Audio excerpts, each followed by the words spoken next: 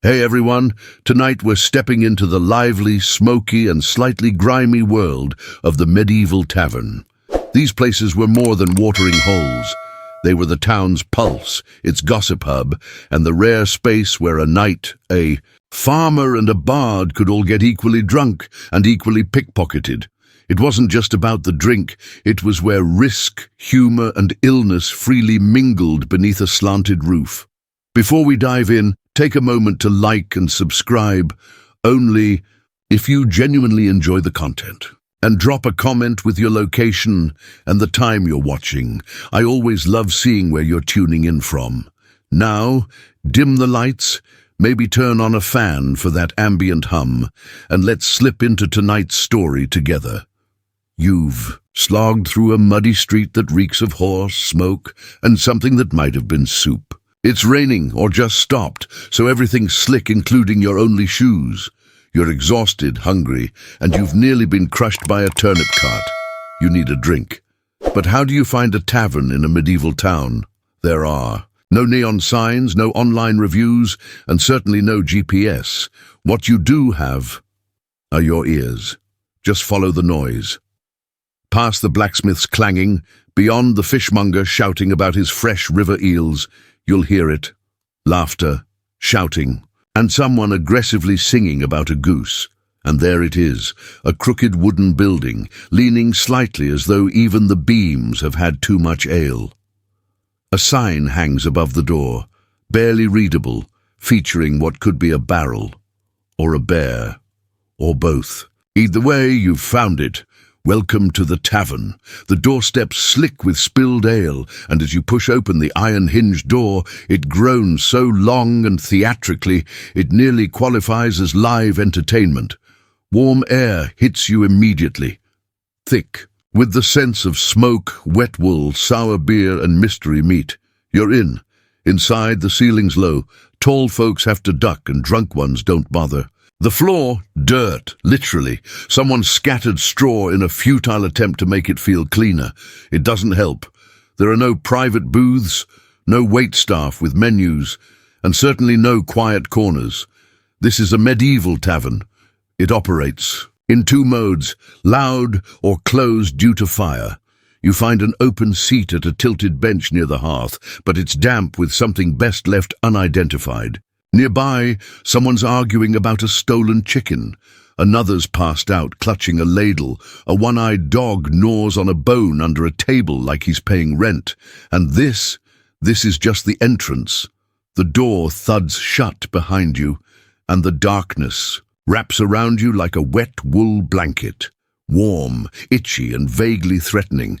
Your eyes slowly adjust. Candlelight flickers against soot-covered walls, casting shadows that make even the chairs look like they might throw a punch.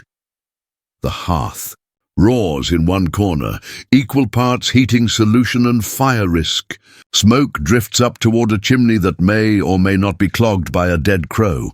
But what really hits you isn't the light or the noise, it's the smell. A medieval tavern scent isn't so much aromatic as emotionally aggressive. It starts with ale, warm, sour, and splashed over every inch. Then comes sweat, human, horse, and possibly mythical. Add to that mouldy bread, damp straw, and the ever-present ghost of boiled onions, and you've got a bouquet no perfumer would ever replicate. The tables are scarred with initials, crude sketches, and knife marks, wobbling with proud defiance. The benches groan under the weight of muddy boots, thick cloaks, and poor decisions. The floor, still dirt. The straw's there to soak up spills, spit, and the occasional unconscious guest. Step carefully, one wrong move and your foot's in something textured. The tavern's more than a room, it's a living thing. Laughter erupts in one corner. Two men argue over the cost of a pig in another. A woman slams her mug down, half her drink spilling. No one bats an eye. A dazed man stares into space, clearly pondering life. Or forgetting how chairs work. Someone sneezes. Half the room instinctively leans away. Still, in spite of the smells, the noise, and the utter chaos, there's something welcoming here. The tavern is alive, Raw, loud, unfiltered, the medieval version of a community center minus cleanliness plus 4 times the yelling. You take a seat. It's damp, possibly cursed, but for now, it's yours. The layout seems like someone dropped furniture during an earthquake and just went with it. No blueprint, no proper bar, no cozy booths, just a chaotic sprawl of benches, tables, crates, and barrels. Everything's either way too close or oddly far, depending on your level of sobriety. The hearth is the one real anchor, roaring flames providing light, warmth, and a generous helping of lung-clogging smoke. People crowd around it like moths with mugs. If you have a good spot, you cling to it. If not, drink more ale. The bar, if you can call it that, is usually a thick wooden plank set across a couple of barrels, sagging under the weight of jugs, mugs, and elbows. Behind it stands the tavern keeper, pouring drinks, barking orders, and giving that one guy the look that says, "I haven't forgotten about last Tuesday." Menus? No. You ask what's available and brace yourself. It's usually ale. Or wait your turn. There's a staircase, narrow and splintery, leading to rooms upstairs. A boot dangles from the railing. It's unclear whether it's decor or a warning. Some taverns have a back room. Might be storage, might be for gambling, might be where that loud guy was dragged after offending the barmaid. Best not to ask. The walls are streaked with soot. The windows are covered in greasy cloth or old hide. Every surface is polished by centuries of elbows, boots, and spilled ale, and maybe the occasional chicken, but somehow, amid the mess, it works. People know where to sit, when to yell, and when to duck. It's not structured, but it's functional. Alive, and every tavern has a ruler, not the local lord, not the taxman. It's the tavern keeper. They don't wear a crown, but they command. The room. Equal parts cook, server, accountant, babysitter, and bouncer, the tavern keeper runs the place with a sharp eye and a heavy hand. If it's a man, he's probably barrel-chested, grizzled, and looks like he's made of beef jerky and mistakes. If it's a woman, and often it is, she's sharp as a blacksmith's blade and can silence the room with a single glare. They've heard it all, seen worse, and cleaned up blood before breakfast. They greet regulars with a nod, strangers with caution, and troublemakers with a tankard to the skull. They remember everything, who paid, who owes, and who's cut off, and they don't need to write it down. Tavern memory is terrifying. Their mood sets the tone. If they're cheerful, the place sings. If they're annoyed, drink quietly and keep your head low. They're the referee in disputes, judge in cheating accusations, and first to grab a club. When a brawl starts, you do not mess with the tavern keeper. They know everything, who's in debt, who's cheating, who just arrived under a fake name. Need information? Bribe the barkeep. Need safety? Sit nearby. Need a favor? Better hope you didn't break anything last week. They often have help. Sons, daughters, spouses, or an orphan they half-adopted and now sent to carry barrels. These assistants run drinks, mop floors, and try not to get stepped on. To you, the tavern looks like chaos, but it's a delicate balance, and at its center, like a storm god in an apron, stands the one keeping everything from collapsing, the tavern keeper. So you finally settle on a creaky bench, dodging elbows and splashes of stew. You're parched. Your boots are soaked. Time for the main event, the drink. Forget a wine list. Forget clean mugs. This is a medieval tavern. Your options? Limited, warm, and sometimes a little risky. Start with ale, unfiltered, unpasteurized, often brewed in the same room where the dog naps. It's thick, cloudy, and comes with bits, grain, yeast, maybe someone's mustache. It's not cold. You don't ask how old it is, you drink and hope. Then there's mead, honey wine, sounds fancy. It's sweet, strong, and occasionally volatile.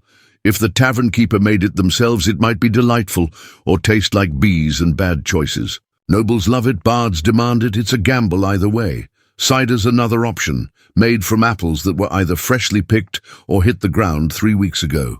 It's sharp, tangy, and served in mugs that may double as soup bowls by morning wine, Technically, yes, but unless you're in southern Europe or a noble's passing through, it's probably watered down, sour, and handed over with a side of sarcasm. The good stuff's for bishops, merchants, and salt traders, and water, that's a bold move. It's often teeming with invisible death.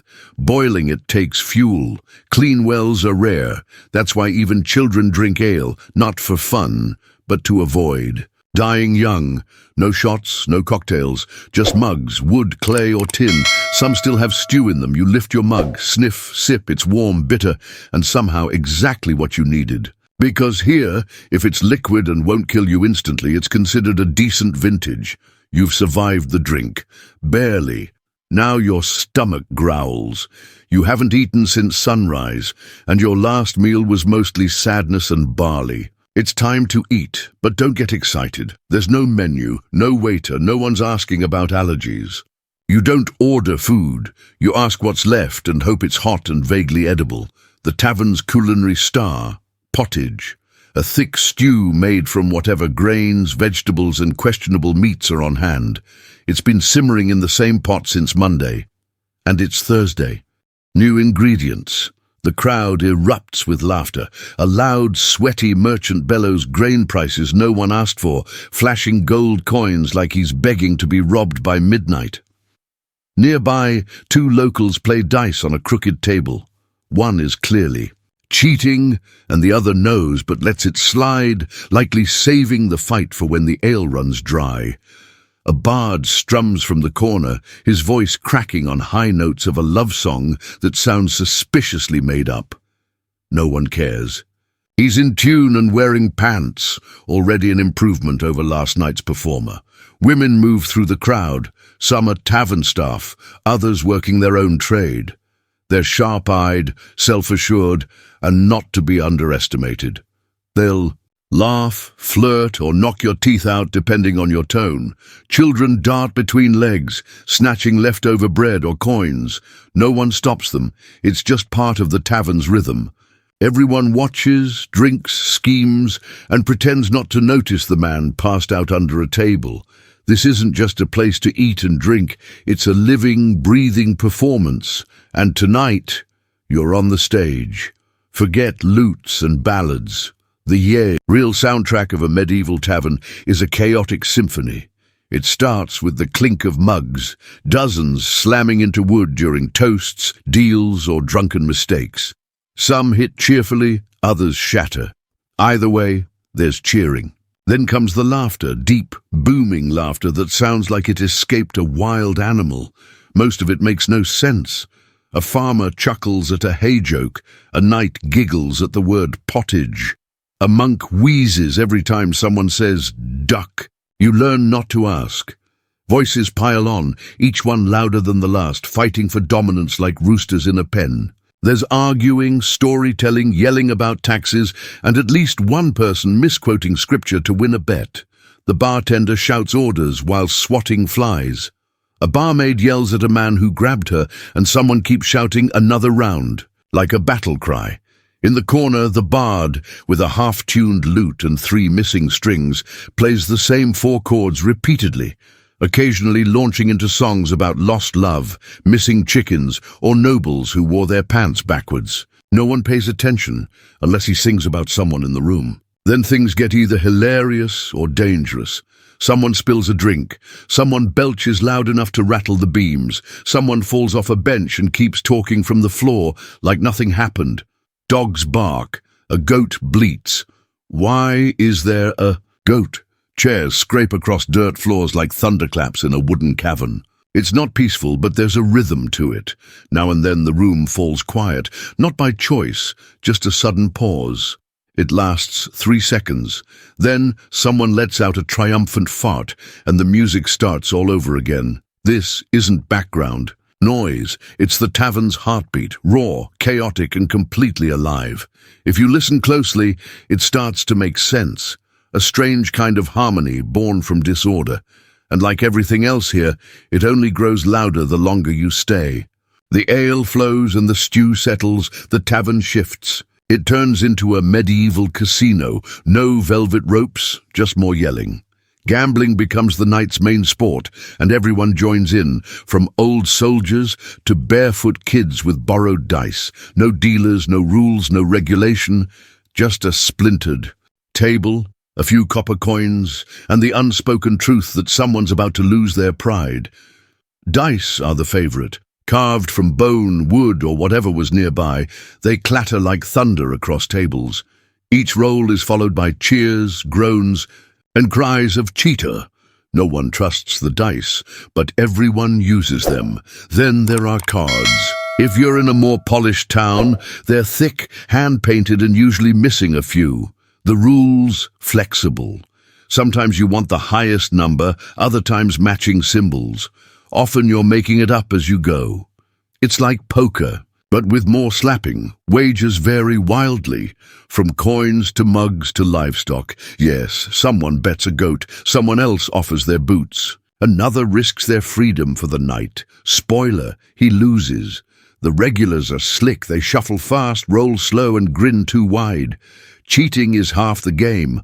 A hidden die here, a marked card there, a mysterious cough when the lucky player leans in. Win big? You buy a round or risk getting jumped. Lose hard, smile, act like you meant to, and start edging toward the door. Side games pop up too. Arm wrestling, thumb wars, the ever-popular drink until you drop. Winners get applause. Losers get a night under the table and a headache until next market day. Even when the rules are nonsense and the stakes ridiculous, the energy is magnetic. Because in a medieval tavern, luck isn't just a game. It's a gamble with your purse, your pride, and possibly your pants, as night deepens and the air grows thick with warmth and ale. Another show begins, this one made of words, music, and confident nonsense. The bard clears his throat in the corner, plucking at his half-tuned lute, the strings squeaking like worn-out boots. He's missing a few teeth, but not an ounce of confidence. With flair, he launches into a ballad of heartbreak and heroism, about a knight who loved a mermaid and drowned while quoting poetry. No one believes him. Everyone listens anyway. That's how it works here. Truth is optional. Entertainment is everything. Around the room, others join in. Not performers, just patrons emboldened by ale. One man claims he wrestled a bear and lived. Another says he saw a witch turn a cow into a goat. A third insists he's related to Charlemagne on his mother's cousin's side. Every tale begins with, "You won't believe this, but..." And they're right. We don't, but we want to. Boasts become ballads. Mishaps become legends. Someone tells a joke so awful it loops around to being funny. Someone else recites a poem probably stolen from a monk's scroll. The crowd cheers, claps, or throws bread, depending on the delivery. If you're lucky, a scold or minstrel might pass through, professionals who swap songs for food, coins, or a bed. Their tales are refined, their songs long, and they know how to rouse a crowd. But even they follow the golden tavern rule. Never let facts ruin a good story. In this smoky, firelit room with sloshing mugs and creaking benches, storytelling isn't just fun. It's tradition. It's how you make friends, enemies, and lifelong drinking companions. By midnight, half the tavern is acting out the story of the one-legged knight who fought off 6 bandits with a ladle. You laugh, cheer, and forget it's fiction, because in a medieval tavern, every liar becomes a legend, if the tale is good enough. As the night rolls on and the ale keeps coming, something shifts in the air, a tipsy boldness. The bard's midway, through his third song about faithless shepherdesses, and suddenly everyone's feeling romantic. Welcome to medieval flirting. Subtlety has left the building. It starts with eye contact, or at least one blurry eye peeking through a mead fog. A man with 2 teeth leans over a bench and slurs, "My lady, your beauty rivals the hearth." She responds by tossing a bread crust at his head. The room cheers. Others take gentler approaches, offering refilled mugs, clumsy compliments, or help carrying stew. Spoiler, it still spills. If you're a woman in the tavern, staff, guest, or traveler, you're likely used to fending off 3 would-be poets, 2 arm wrestlers, and one man balancing a knife on his nose. Sometimes it works. Usually it ends with a black eye or a missing purse. For those genuinely seeking connection, the tavern offers more than flirtation. Courtesans work the room with practiced ease, knowing who has coin, who has charm, and who will pass out before. Making it upstairs. Deals are quiet, but the consequences are not. Jealous lovers? Absolutely. Nothing starts a tavern brawl faster than a misread glance, a wandering hand, or a husband catching his wife laughing a bit too hard at the bard's joke about bishops.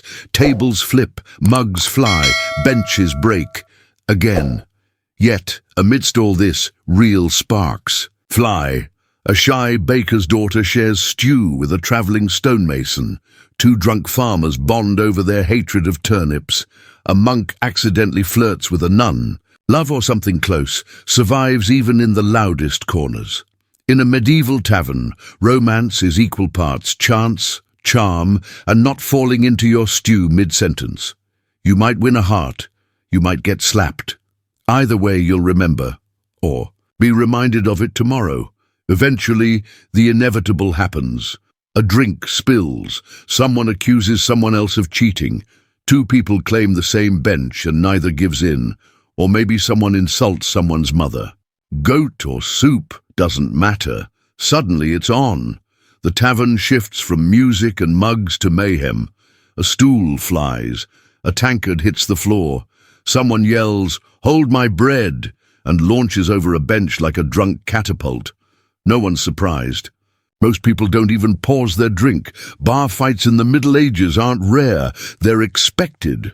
Almost tradition, and despite how it sounds, they're more ridiculous than dangerous. People swing wide, miss, and fall into someone's dinner. Beards get yanked, shirts rip. The tavern keeper bellows like a war captain, ladle in one hand, club in the other. Some join the fight without knowing why, just saw action and jumped in. Others cheer, place bets, or move their mugs out of the splash zone. Weapons are rare. Everyone knows pulling a blade can turn a friendly brawl into a serious problem, and no one wants to be banned from the only spot serving warm stew. Eventually, someone hits the ground and stays there. Another stumbles into a wall and decides that's a good place to think. The fight fizzles out fast and unceremoniously. Here's the odd part. Once it's over, it's over. Fighters are pulled apart. Drinks are refilled. Someone starts a song. Within 10 minutes, the room is laughing again, including the guy with the bloody nose. No grudges, no lawsuits, just bruises, stories, and maybe a new nickname, like One-Eyed Arnold or Benchbreaker Bill, because in a medieval tavern, a good fight is just part of a good night. Messy, ridiculous, and weirdly bonding. And if no one's hurt too badly, it's just one more round of the evening's entertainment. The brawl's done. The bard has passed out. The noise becomes its own kind of lullaby. Familiar, human, alive.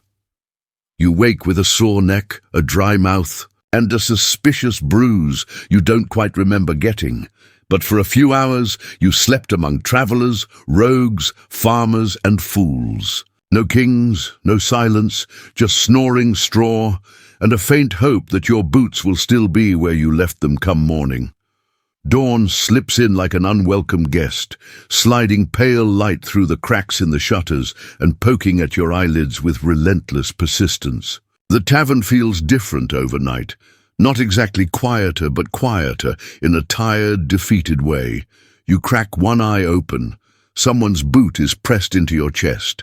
Nearby, someone mumbles in their sleep about sheep taxes. The bard snores under. A table clutching his lute like a lover. A chicken hops across the floor, pecking at yesterday's bread crusts, and no one seems to wonder where it came from. The fire has burned low, leaving the room cold and smoky. A few patrons begin to stir, groaning like warriors wounded in battles, fought entirely within their own minds. One man sits up, looks around, then lies back down, deciding today just isn't worth it. The tavern keeper is already awake. Of course, They are. Clattering mugs, sweeping straw into neat piles, and reheating something in a pot that smells both welcoming and slightly ominous. They cast a glance at the sprawled bodies on the floor before banging a ladle against a mug like a morning bell from hell. Up or out. That's your wake-up call. There's no breakfast buffet. If you're lucky, there's more pottage, now even. Thicker than last night. Bread is reheated, ale watered down, and no one has the energy to complain. Some patrons simply dunk their heads in a barrel of rainwater outside and call it clean living. You check your pouch. 2 coins and a button. Better than expected. Your boots are still there, one with a bite mark, but they're yours. A small win. A few new faces start to trickle in, early risers, travelers, workers looking for a drink before dealing with livestock taxes or troublesome neighbors. The tavern begins to stir again, like a beast slowly waking. Someone starts retelling a story from the night before. It's already changed, of course. Now there were 2 fights, and the bar song summoned a ghost. Everyone nods, as if it's gospel truth. The night was chaos, the morning groggy, grimy, and full of regret. Yet you smile, because somehow you survived it. By now you felt the sweat, the smoke, the sticky ale under your boots. You've endured the shouting, the flirting, the pottage, and possibly a flying bench. And through it all, one thing becomes clear. The medieval tavern wasn't just a place to drink. It was the community's beating heart. In a world without phones, newspapers, or social networks, the tavern was where news traveled. A merchant from the coast shared gossip from a foreign port. A soldier described the war from the front lines. A bard sang songs that stitched people together, even if the lyrics changed every night. This was a place for connection. Farmers drank beside craftsmen. Pilgrims shared bread with thieves. Strangers became friends, or at least drinking buddies before the second round. Here, social classes blurred, rumors were born, alliances were made, grudges buried, or fueled further, depending on how the dice fell. The tavern was also where business happened.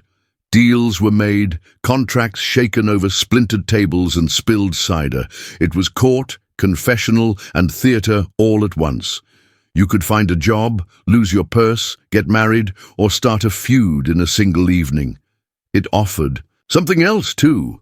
Something you couldn't buy at the market or pray for in a chapel. Relief. Relief from the cold, from work, from the endless seriousness of surviving medieval life.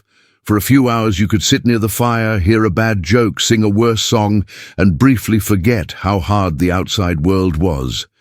Even if the ale was warm, the bed itchy, and the food had more bones than broth, the tavern gave you a sense of being alive among the living.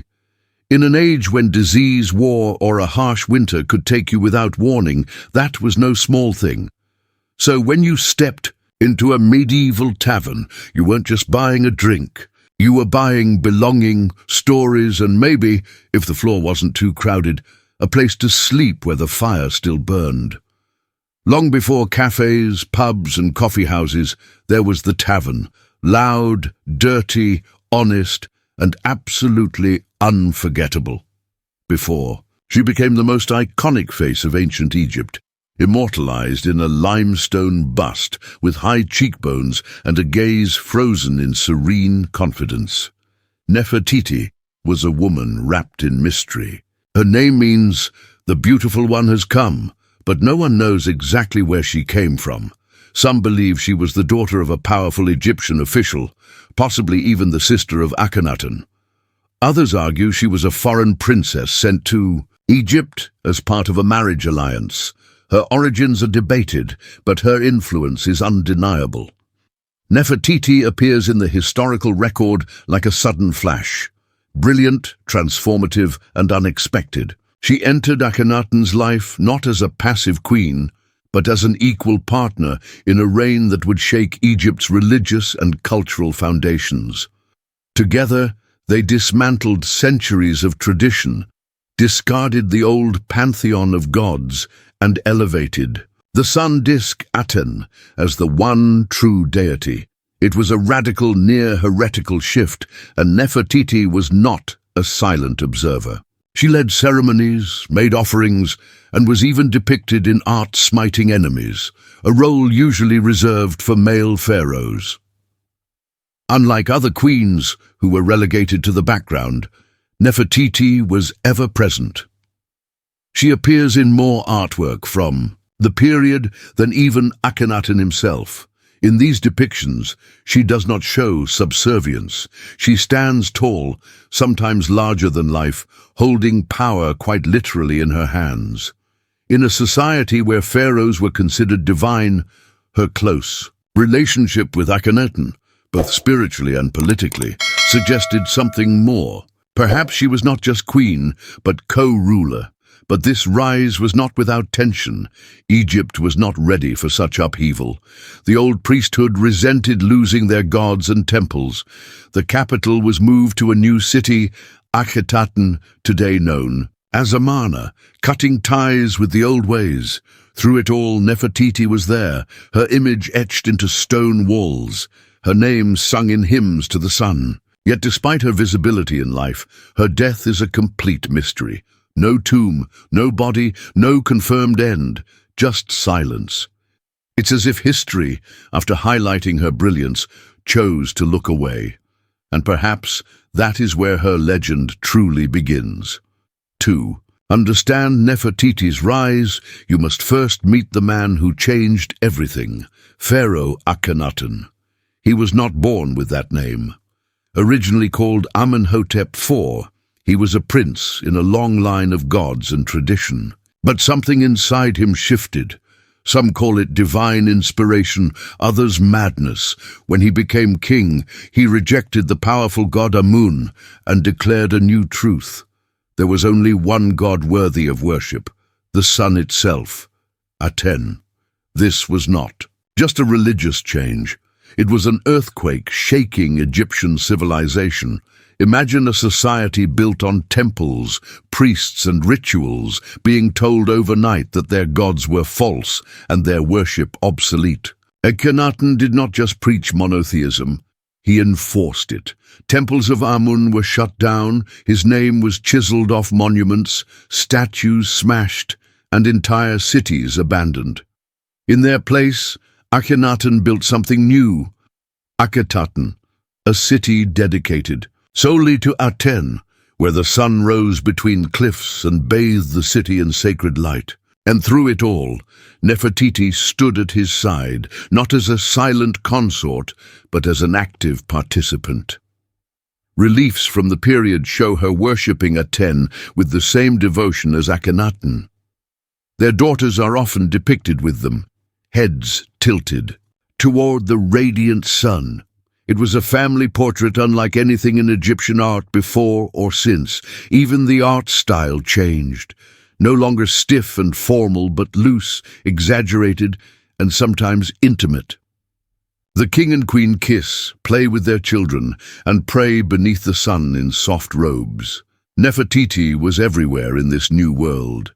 At times, she even overshadowed her husband. Some historians believe she held real political power, possibly acting as co-regent. Inscriptions refer to her as Neferuaten, a name some think she used when she ruled in her own right. It is unclear whether Akhenaten shared the throne out of love, strategy, or necessity, but one thing is certain. Without Nefertiti, this revolution might not have lasted as long as it did, but revolutions are fragile. The gods do not tolerate being replaced, and the people quietly waited for the old order to return. By the height of her influence, Nefertiti was more than a queen. She was an icon, not just of beauty, but of divine femininity and royal authority. Egypt had seen powerful queens before, like Nefertari and Hatshepsut, but Nefertiti was different. She did not rule from the shadows or seize power through war. Instead, she reshaped Egypt's spiritual and cultural fabric alongside her husband as a living goddess. She bore Akhenaten 6 daughters, Meritaten, Meketaten, Ankhesenpaten, and others, all frequently shown in family scenes beneath Aten's rays, Curiously, no sons were confirmed. In a kingdom obsessed with lineage, this was both a political problem and a historical mystery. Was it fate or something else? Some speculate Akhenaten had sons with other wives, or, more controversially, with... What is certain is that motherhood was central to her image. In art, Nefertiti is often shown cradling her children, their tiny hands reaching up to her cheeks. These are not cold statues, but living moments carved in stone. Intimate, emotional, radiant. In a time when pharaohs were distant gods, Nefertiti's portrayal as a nurturing mother softened the divine, making it human. Yet another side of her image was powerful. In several depictions, Nefertiti wears the blue crown usually reserved for male rulers. She is shown smiting enemies, riding chariots, and making offerings without Akhenaten by her side. These were not symbolic images. This was a queen performing the sacred duties of a king, suggesting a quiet but radical truth. Nefertiti may have been preparing for more than partnership, possibly preparing to rule. Whispers in history suggest that after Akhenaten's health declined, possibly from genetic disorders or stress, Nefertiti took on more governing duties. But this is where the record fades. In the final years of Akhenaten's reign, she disappears from the public eye. No fanfare, no funeral inscriptions, no confirmed burial. Did she die young, fall from power, or was she about to become something greater than a queen? Then came a name more familiar, Tutankhamun, sometimes called Tutankhaten. He was a child king who reversed his parents' reforms and restored the old gods. If Nefertiti ruled alone, it was only briefly. If she was Shmenkare or Neferuaten, she governed like a ghost queen, visible only in subtle hints, unfinished carvings and broken relics. A mystery, missing its central piece. And just as suddenly as she appeared, the most powerful woman in Egypt vanished, but her legend was only beginning to form. As the dust of Akhenaten's reign settled, a new figure appeared, a boy king barely old enough to hold a scepter. His name was Tutankhaten, later changed to Tutankhamun, who would become the most famous pharaoh, not for his deeds in life, but for the treasures discovered in his untouched tomb. What matters most here is this: who was his mother? Historical records remain frustratingly silent. His father was almost certainly Akhenaten, but his mother's identity is unclear. Some scholars argue Nefertiti was his stepmother. Others suggest she may have been his biological mother, based on art and timing, placing him as a child during her last public appearances. If Nefertiti truly was Tutankhamun's mother, it would explain much. His early reign clearly showed the influence of a steady guiding hand, and his decisions to undo his father's religious revolution might not have been his alone. This deepens the mystery. Who was directing the throne during Tutankhamun's fragile reign? The boy king was only about 9 years old when he took power. A child cannot restore a religious empire by himself. Someone was behind the scenes, someone skilled in court politics, religion, and public symbolism. Could it have been Nefertiti ruling from the shadows, or the high priest? Possibly both, working together to end the chaos of Akhenaten's era and bring back the old gods. One compelling piece of evidence is a golden shrine found in Tutankhamun's tomb, showing a woman anointing the young king. This woman has features strikingly similar to Nefertiti. If it is her, it means she may not have disappeared, but stayed at the center of power in a more discreet role. Still, without a tomb bearing her name or a confirmed mummy, we have only fragments. If she did guide Tutankhamun, her influence is everywhere. But her name has been erased from temples and king lists, as if someone tried to wipe out the memory of a woman who once ruled like a god. The irony is rich. Tutankhamun's fame revived her image. Searching for his story led the world to hers. For someone at the heart of Egypt's most radical period, a queen, priestess, possible pharaoh, Nefertiti left no confirmed tomb. No monument shows her death rites, no sarcophagus, no funerary mask, no inscription whispering her final words to the gods. It's as if she vanished. This absence has puzzled Egyptologists for more than a century. In a culture obsessed with the afterlife, where nobles were embalmed, mummified, and buried with detailed instructions for the soul's journey, how could one of the most powerful women in Egyptian history be lost? Theories abound. One suggests she was buried hastily and without ceremony during the final years of the Amarna period. Her radical legacy may have made her dangerous to the new rulers. Her tomb might have been dismantled, her name defaced, part of a broad effort to erase Akhenaten's heresy. The return to traditional gods was swift, and vengeance carved in stone and hieroglyphs was common. Another intriguing theory is that her tomb was never truly lost, but misidentified or still hidden. Some researchers propose she lies somewhere, in the Valley of the Kings, perhaps behind the walls of Tutankhamun's tomb. In 2015, radar scans of KV-62, the famous tomb of King Tut, indicated possible hidden chambers. Could Nefertiti be buried just inches away, sealed off and forgotten, beneath layers of history and gold? The idea captured the world's imagination, a queen sleeping just out of reach. Egyptologists held their breath, but further scans were inconclusive. Excavations slowed, funding dried up, and once again Nefertiti faded back into myth. Yet her absence is loud. We have dozens, maybe hundreds of images of her likeness carved in stone and painted in pigment. Her famous bust in Berlin still gazes with an unfathomable grace across museum glass, as if she knows something we don't, waiting. Every year, new digs continue in Amarna and the valley. Every year, whispers stir. Could a sealed chamber finally reveal her secrets? Could a cartouche buried in forgotten sand spell out her true name? Or is she destined to remain the eternal riddle, an unfinished sentence in Egypt's story? If history tried to bury her, it didn't succeed for long. The search for Nefertiti never stopped, it only grew deeper. If her tomb remains unfound and her body unidentified, why do we still remember her? The answer lies behind museum glass. Under soft lights in Berlin's Neues Museum, a painted limestone sculpture that has fascinated the world since its discovery in 1912. The bust of Nefertiti gazes forward with calm poise and serenity. Her long neck is graceful, her blue crown distinct, and her features so refined they almost seem modern.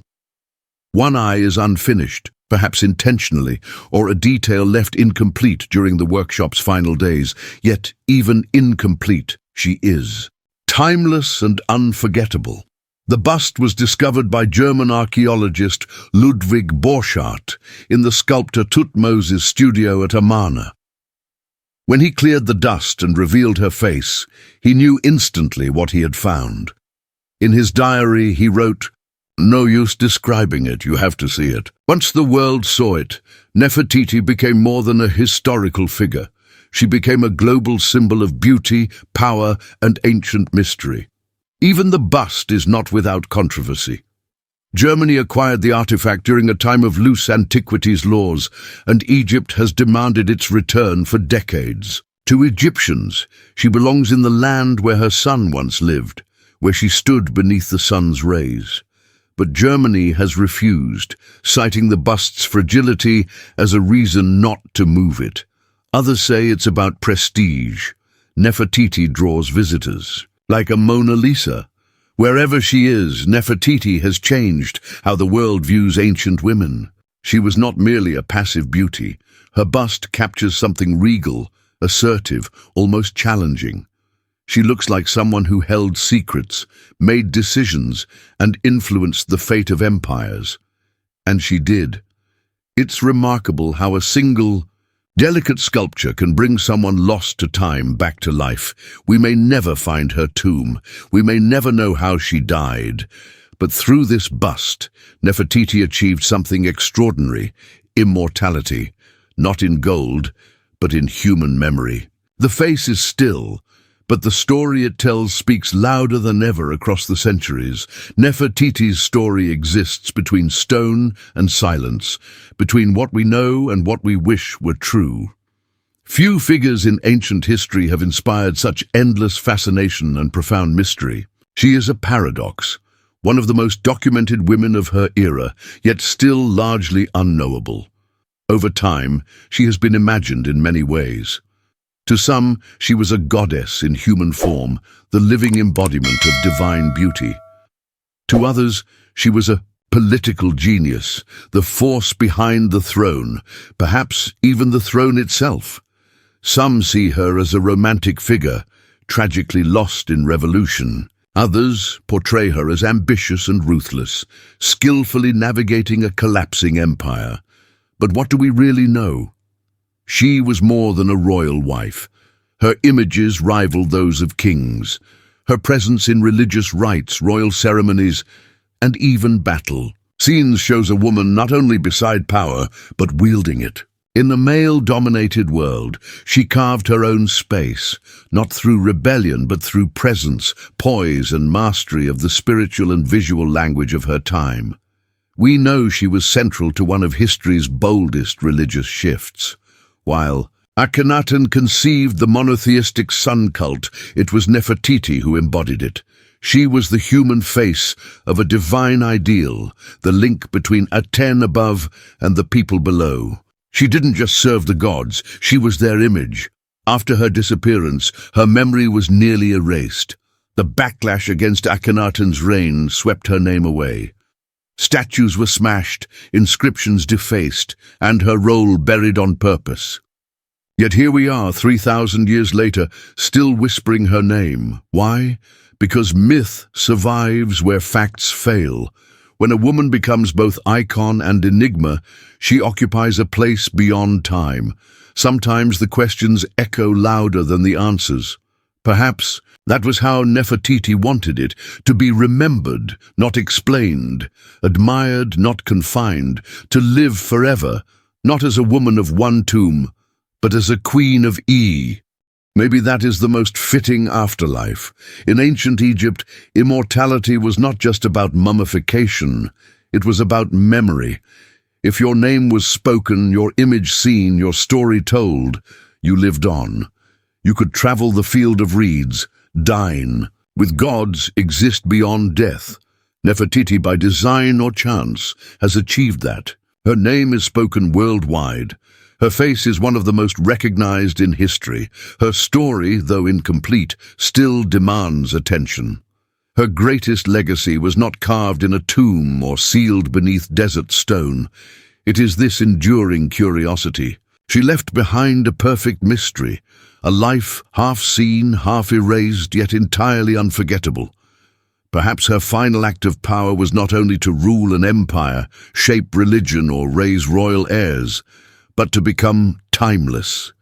Nefertiti, the beautiful, one who came, never truly left. She remains with us in our questions, our wonder, and our need to remember the women history tried to forget. She lives not in gold or glory, but in the eternal act of being sought. And what is more immortal than that? This was more than just agriculture. It was harmony, a quiet agreement between humans and nature. No part of the mountain was wasted, nor was any area forced to bend harshly. Instead, the people worked alongside the earth, shaping it in gentle curves and slopes, listening to the wind following the flow of water. Today, the dragon's backbone still sustains entire villages. But beyond that, it serves as a reminder of what patience can achieve. In a world rushing forward, here lies a dragon that was never hunted, only sculpted, layer by layer, dream by dream. To walk among the Longji rice terraces is to enter a world carved through perseverance. There are no illusions here, no machine tracks, no corporate survey markers. What stretches across these mountains are the marks of human endurance. Every curve, every slope, every drop of water was arranged stone by hands that understood the land's rhythm. Centuries ago, when the Zhuang and Yao peoples first gazed upon these steep, harsh hills, they did not see obstacles, they saw opportunity. The fertile valleys were already claimed and sown, but here among the rugged peaks there was potential, if only they could make the earth listen. With no heavy tools, they started with wooden shovels, stone hoes, and baskets of mud and rubble carried on backs worn by time. Slowly, terraces took shape, horizontal veins running across the mountain, held in place by carefully stacked stone walls. These were not random cuts into the slope. Each level was precisely calculated, not just to hold water, but to move it from one tier to the next without waste. One mistake could bring down an entire section. Too steep and water would rush off. Too flat and it would stagnate. They measured not with rulers, but with generations of intuition. Children learned from their elders. Elders watched the seasons. Over time, the mountain yielded, not by surrender, but by trust. The result, a landscape that defies nature by flowing with it. From valley floor to cloud-touched peaks, these terraces spiral skyward. They reflect the terrain with grace, almost as if the mountain grew them itself. But no, the mountain did not form these curves. Humans did. Without engines, concrete, or formal architecture. Only time, trial and error, and belief that even the steepest land can serve life. Today, the terraces remain fully functional, still farmed, still repaired, still respected. No bulldozers, no shortcuts. The old ways survive not by resisting the future, but by proving something rare, that tradition, deeply rooted, can outlast any storm. If the dragon's backbone is muscle and bone, then water is its blood. It flows quietly, without pumps or engines, through ancient channels running from mountaintop springs to every terrace below. This hydraulic system is no accident. It is the secret of the terrace's endurance. At the mountain's peak, rainwater and springs are caught in narrow ditches and earthen canals. Gravity becomes the farmer's silent partner as water descends from terrace to terrace, pooling gently before flowing on. This fluid design ensures every rice patch gets exactly what it needs. No more, no less. There are no valves or switches. Control lies in subtle gates made of stone or wood, adjusted by hand and habit. If one terrace overflows, it may flood the next. If one leaks, drought can follow. So the villagers, guardians of this delicate system, walk the ridges daily, checking, adjusting, listening to the water's sound. It's less like farming and more like playing an instrument. One wrong note and the whole harmony is lost. But the water does more than nourish rice. It reflects the sky. In spring, when terraces are first flooded, they turn to glass, mirroring clouds, sun, and even stars on clear nights. Visitors often describe the view as surreal, like the mountain itself is a living mirror connecting heaven and earth. Then comes summer. The water thickens with green stalks. The reflections fade, replaced by the movement of rippling rice plants swaying like an emerald sea. In autumn, the water gleams through golden grains. In winter, when farming pauses, snow and frost replace. The flowing water, the dragon sleeps, but the channels remain, quiet veins awaiting spring.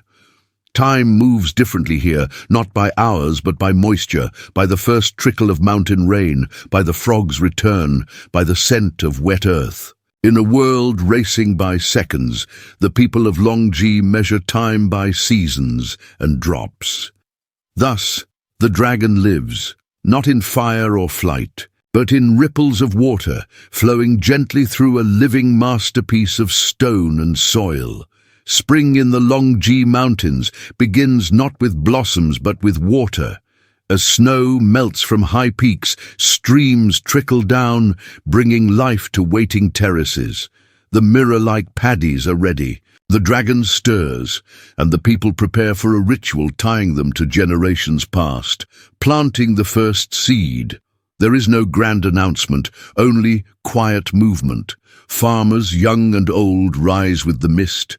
Barefoot they walk narrow ridges, straw hats low over eyes, baskets balanced on backs. The air is thick with the smell of soaked soil and mountain breeze. The paddies, flooded just days before, now shimmer like polished jade. This is no job for machines. It never has been. Each seedling grown in nursery beds is transplanted by hand. One by one, row by row. Workers step into cold water, pressing tender stalks into mud with gentle fingers. The rhythm feels almost sacred. Back bent, arm extended, hand pressing, repeated all day, sometimes for weeks. Children follow, splashing in shallows, mimicking elders.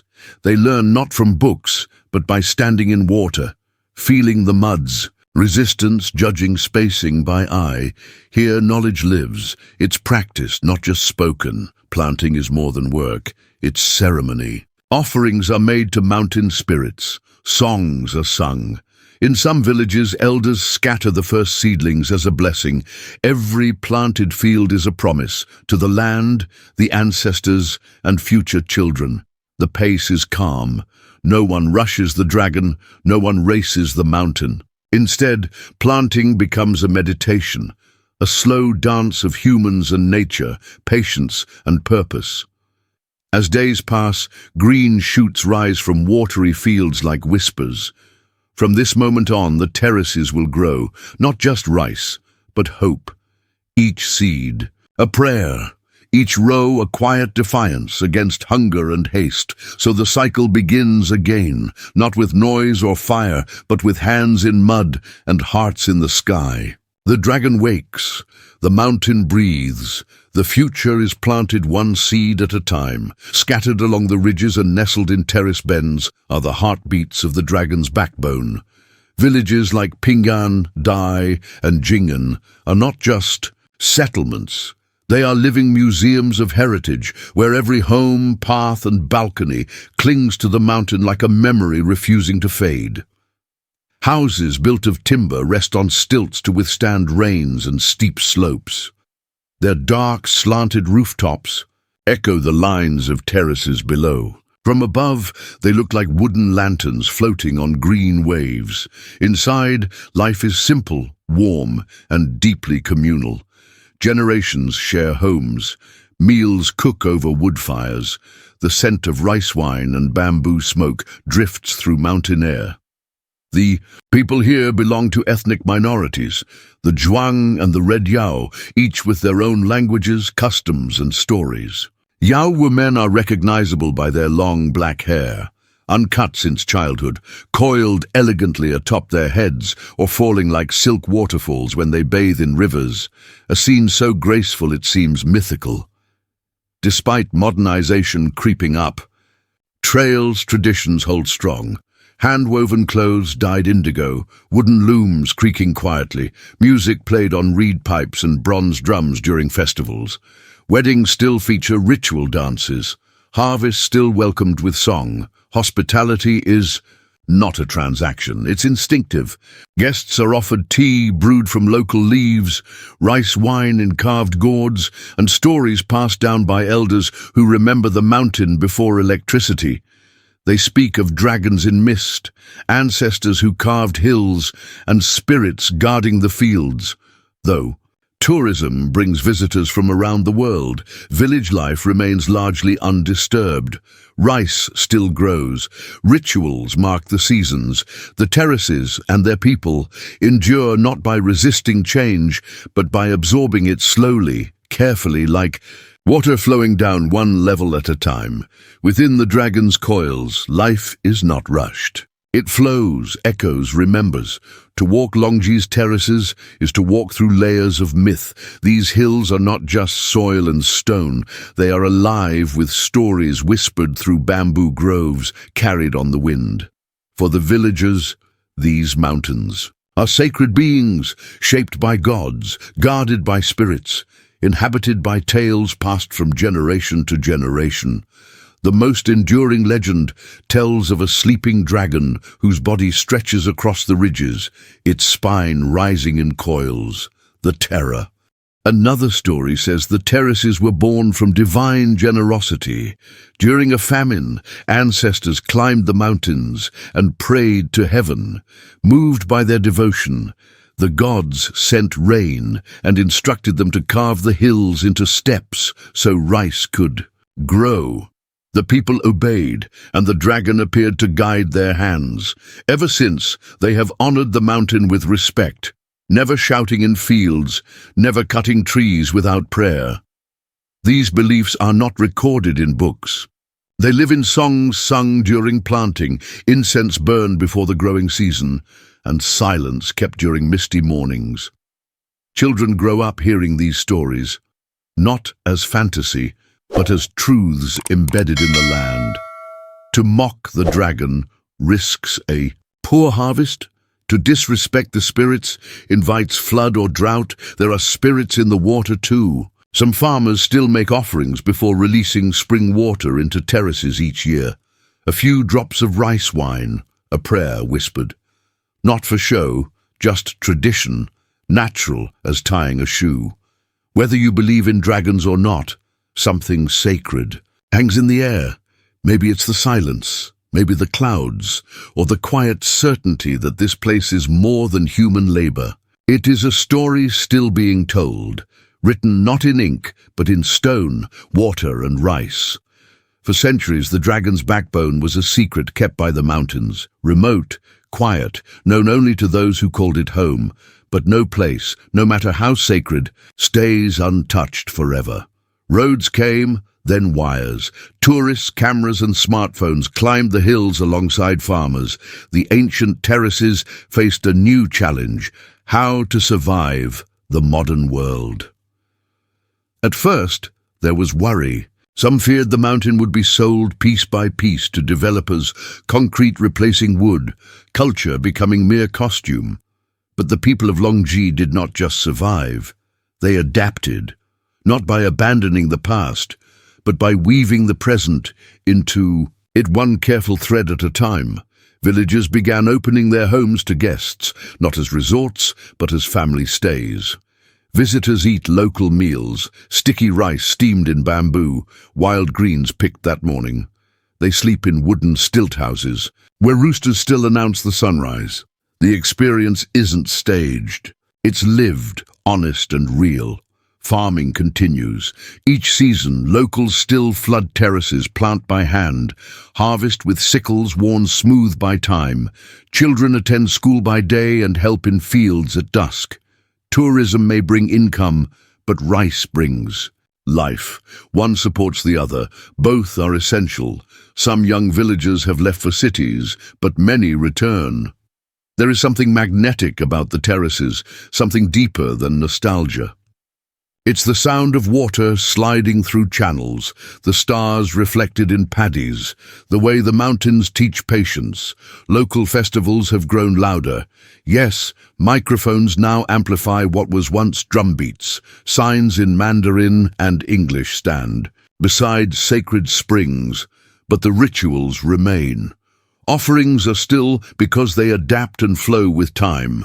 Flexing and adjusting without breaking, Longji stands as a quiet example that progress doesn't have to erase tradition. In an era where old customs are often sacrificed for modern advances, Longji proves that ancient methods still belong in today's world, especially when they are so breathtaking. The dragon's backbone never stays the same place twice. Each season it sheds its skin, changes its colors, and shifts its mood. While cities transform in a few years, the terraces evolve in mere weeks, draped not only in light, but also in rhythm. Spending a full year here is like watching a mountain breathe. Spring arrives like a reflection.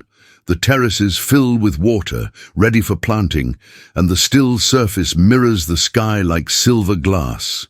Clouds drift not just overhead, but beneath your feet, Visitors describe it as walking through heaven.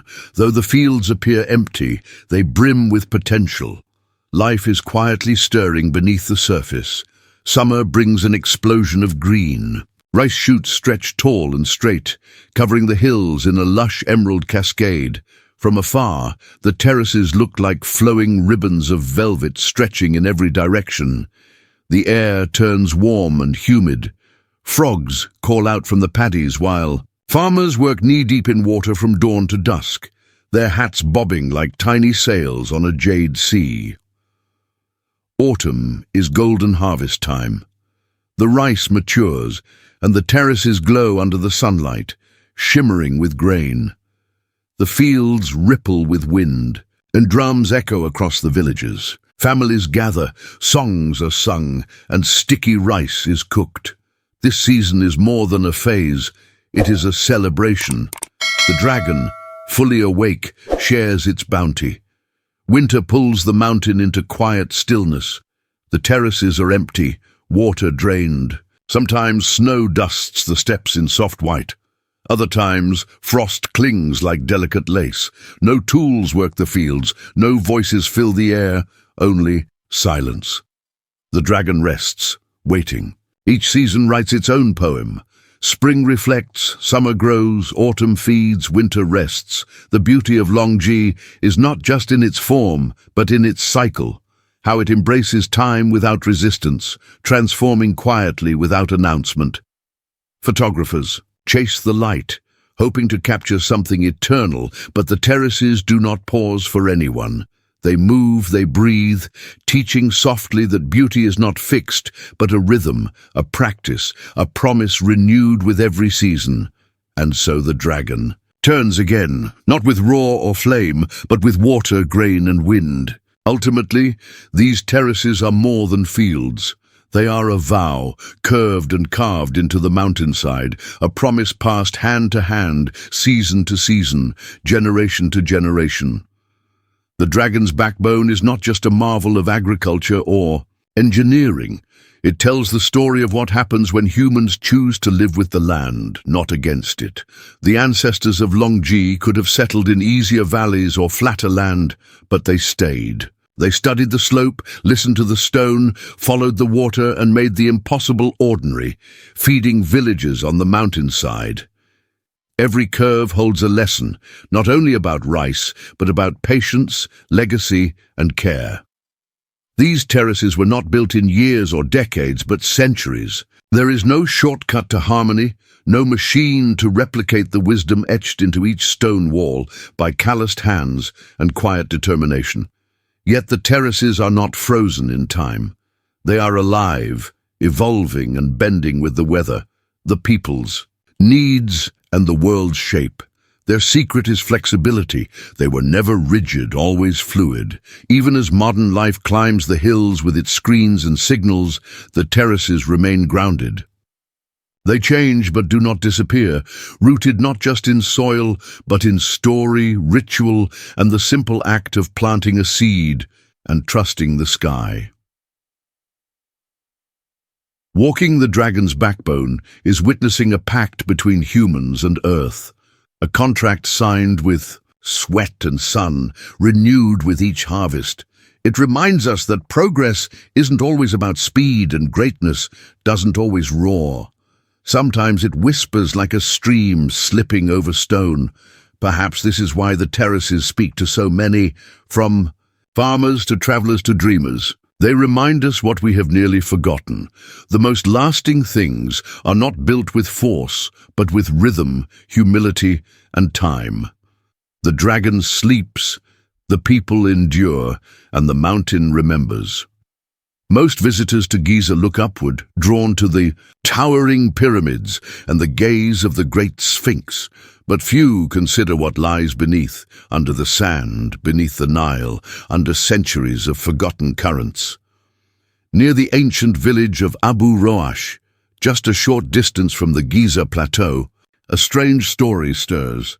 It speaks of something enormous, eroded and overlooked, an underwater sphinx. Local fishermen have whispered about it for generations, a smooth-backed shape too symmetrical to be natural, a feline form half buried in mud and waterlogged sediment. When the Nile's waters retreat during droughts, parts of it emerge, stone curves, grooves, and what some describe as a carved paw, worn but clearly shaped by human hands. The site isn't part of tourist routes. No signs, no ropes, no buses. Just reeds, brackish water and silence. Explorers who have visited say the land feels different, as if memory clings to it. Underneath, sonar scans reveal geometric patterns and blocks placed intentionally.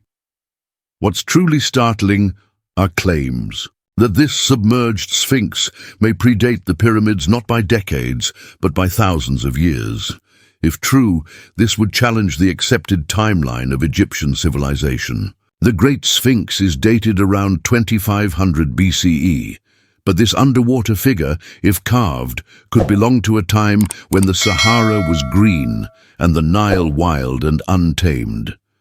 Skeptics dismiss it as a natural limestone formation shaped by water and wishful thinking.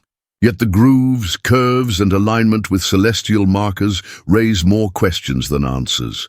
The site remains unexcavated, largely ignored by official archaeologists. Perhaps it is nothing. Or perhaps it is everything, a relic not only of Egypt's past, but of a lost world swallowed by flood and time. For now, the underwater sphinx lies quiet, waiting. If it could speak, one wonders what secrets it would share, and why so many refuse to listen. The underwater sphinx moved from folklore to global curiosity in the 1980s, when independent researchers and divers began sharing unusual reports. Early photos were grainy and inconclusive, often dismissed, but curiosity was sparked and could not be undone. One early advocate, an amateur Egyptologist, claimed to have seen a weathered monument beneath silt and flood layers during a drought. He described a figure with geometry, symmetry, even the faint suggestion of a carved face.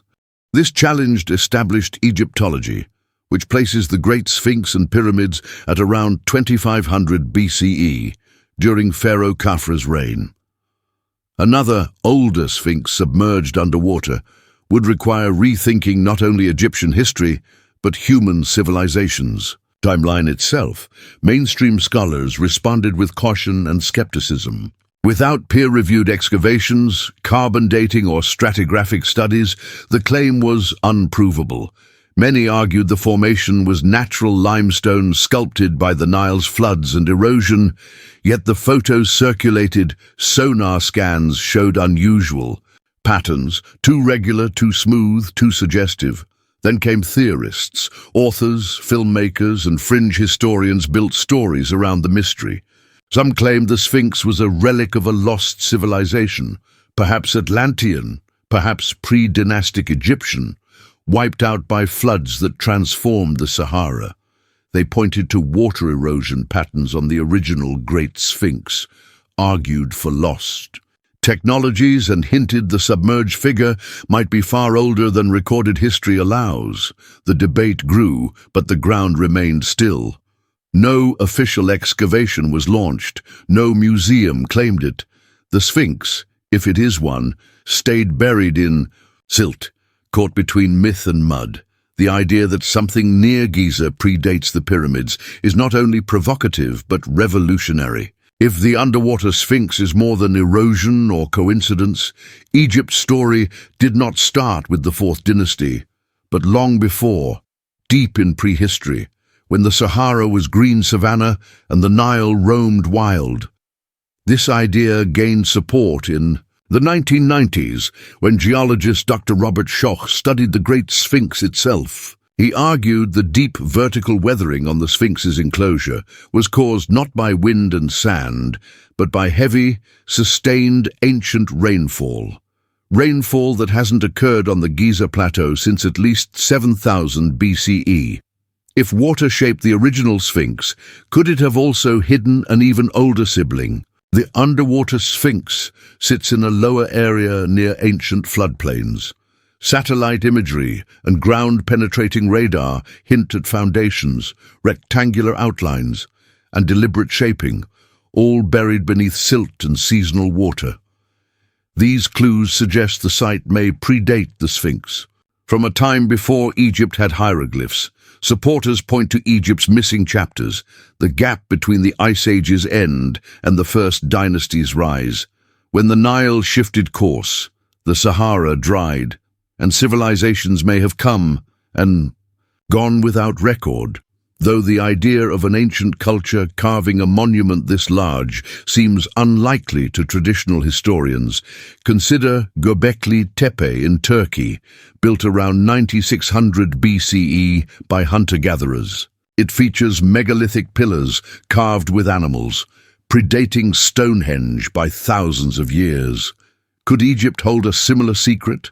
An ancient culture marking the land with stone long before papyrus carried their stories. If the underwater Sphinx dates to such an era, it would transform everything we know about human history, revealing not just lost ruins, but a forgotten age that whispered to Giza's builders, leaving more than myth, perhaps a monument drowned and forgotten.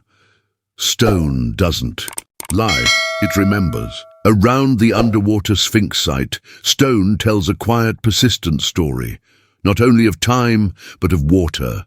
Sediment layers, erosion marks, and flood patterns point to a history long before the desert dried, before the Nile settled, before pharaohs carved their names.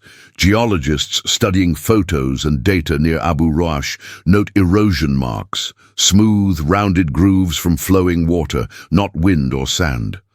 Similar arguments exist for the Great Sphinx itself, especially its enclosure wall. Critics say the deep, vertical fissures are not wind erosion but ancient rainfall. At the underwater Sphinx site, the same signature appears, now hidden beneath a shallow flood basin. During low Nile flows or excavation, parts of the structure reportedly rise into view, lion-like shoulders and a foundation too level to be natural. Researchers note the basin is geologically active, with high clay content and signs of ancient water table fluctuations. The stone is heavily worn but not randomly. The wear follows the shape of the structure, flowing in lines suggesting deliberate carving and then drowning. Sediment layers date to the early Holocene, when Egypt was wetter, greener, and prone to massive flooding. If carved then, the monument could have stood for centuries before being swallowed by mud, forgotten by shifting populations, and buried beneath the earth. The Nile's drifting silt has long concealed secrets beneath its waters. Skeptics dismiss these claims as coincidence, natural shapes misread by hopeful imaginations. Yet water doesn't create perfect symmetry. It doesn't carve deliberate holes or build foundations that echo the precise geometry of the famous Sphinx just miles away. So the question grows deeper. If water erased this monument from sight, what else might it have hidden? More urgently, how much of history still lies beneath the surface? If the underwater Sphinx truly exists, silent, sculpted and ancient, why has it never been excavated? Why does it remain buried under mud and overlooked by archaeologists, ignored by governments, left only to the river's currents? The answer, like the artifact, lies beneath the surface. Egypt's archaeological institutions are rightly protective. The nation safeguards its heritage with strict rules, requiring permits, funding, international oversight, and above all, academic consensus for any excavation, especially one that challenges established timelines. Approval often depends on an unspoken rule. Do not rewrite Egypt's history without overwhelming proof. That is the challenge. The so-called underwater Sphinx has never been officially excavated or endorsed by the state. Independent researchers, Foreign academics and fringe theorists have explored the site, but without formal support, their findings remain anecdotal, suggestive but unconfirmed. Then there is the Nile itself. The river is dynamic, flooding, receding and shifting over decades. The supposed site lies in a flood-prone zone, often submerged most of the year. Excavation would mean draining the area, controlling water flow, protecting ecosystems, and managing damage from centuries of sediment pressure. This process could take years, if not decades. Political factors also play a role. A discovery of this scale, if verified, would disrupt academic timelines, challenge national narratives, and spark intense media attention Egypt may not want. The Ministry of Antiquities tends to highlight finds that reinforce Egypt's grandeur, not those that question its foundational story. Some speculate that preliminary studies have been conducted quietly, away from public view, but without official records, peer-reviewed publications, or government announcements. Such claims drift into conspiracy theory, so the monument remains hidden. Whether by design or neglect, it sleeps under mud and doubt.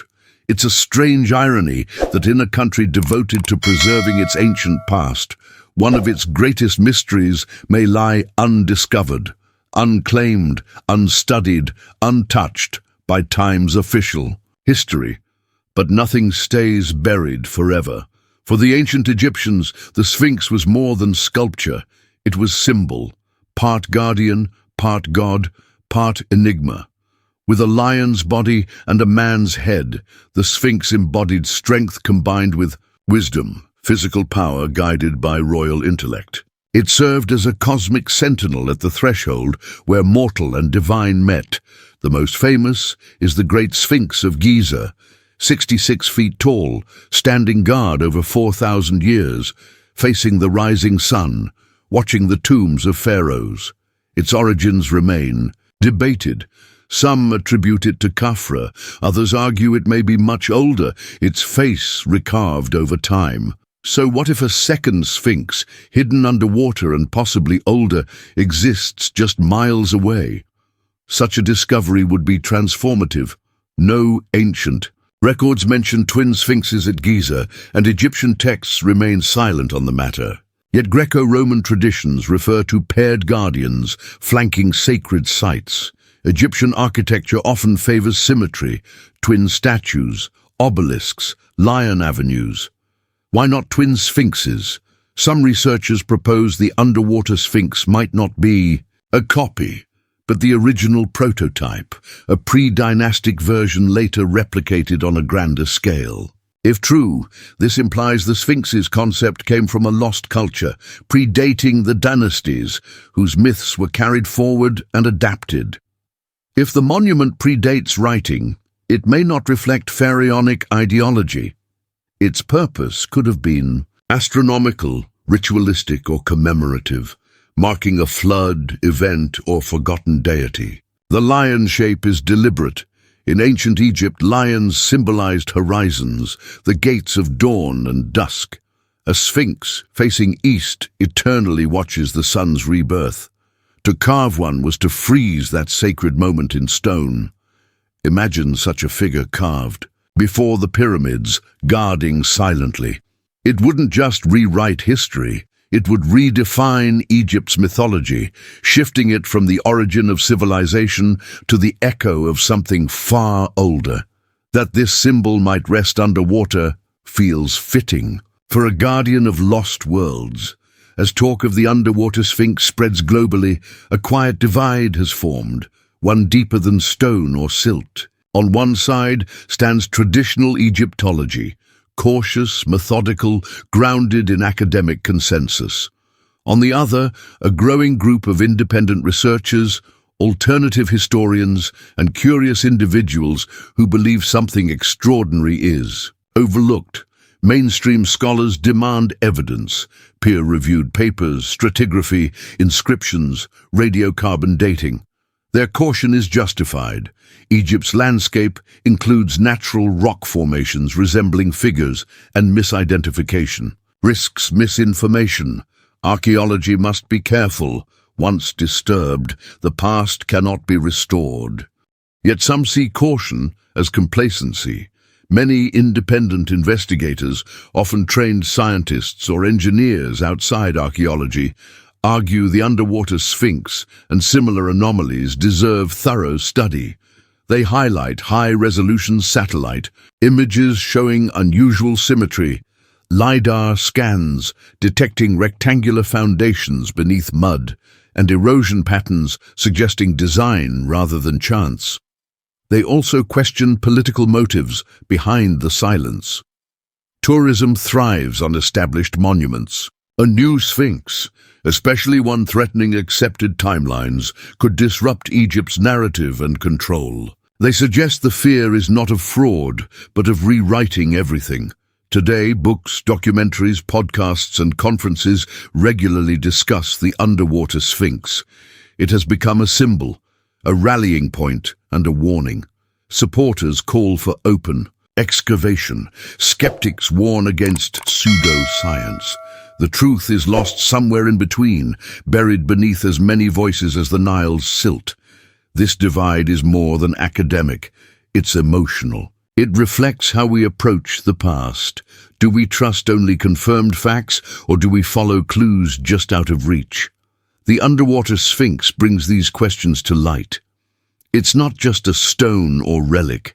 It's a test of how curious we are allowed to be. As long as it remains hidden, debate will continue over a monument that says nothing, yet could change everything. There is something haunting about a mystery hidden in plain sight, wearing a lion's face, staring from the mud in silence. Whether real or imagined, the underwater Sphinx's allure is undeniable. It awakens a yearning not just to discover, but to remember. Because deep down, the story of a forgotten monument connects to something older than archaeology, the human sense of loss. We have always lived beside ruins. Cities fall, languages fade, civilizations vanish beneath waves, sand, and ash. We seek the past not only for answers, but for identity. Who were we? How far back do our stories go? And what have we forgotten? In our rush forward, if the underwater Sphinx is real, carved before recorded history, it becomes more than a relic. It becomes a voice from a lost chapter, a marker from a time when people may have seen the stars differently, honored the earth more deeply, or lived with a mythology we can only imagine. Some claim it belongs to an advanced prehistoric culture wiped out by catastrophe, a theory often dismissed as fringe, but whether true or not, the emotional weight remains. To imagine a monument carved before the pyramids, submerged by rising waters, and erased from memory is to confront how fragile civilization really is. Perhaps that is why the story endures. It reminds us that time is not linear, that empires are fleeting, and that even stone can disappear if the river flows long enough. More importantly, it reminds us that discovery is not finished. Earth still holds secrets not found in textbooks. In an age of instant answers, the underwater Sphinx remains a rare thing, an unanswered question, a mystery not yet solved by drones or algorithms. Whether it proves to be natural rock or a lost monument, it already holds value because it makes us wonder if the past is deeper than we think. Wonder if myth preserves memory. Wonder what lies just beneath the surface, waiting for someone to notice. The underwater Sphinx of Giza, whether carved or accidental, confirmed or dismissed, remains. Where it has always been, beneath the surface, beneath mud, beneath water, beneath the weight of time. It has no plaque, no name, no spotlight. Yet it speaks quietly through its silence. For every monument uncovered in Egypt, others remain buried, waiting, some too fragile to reveal.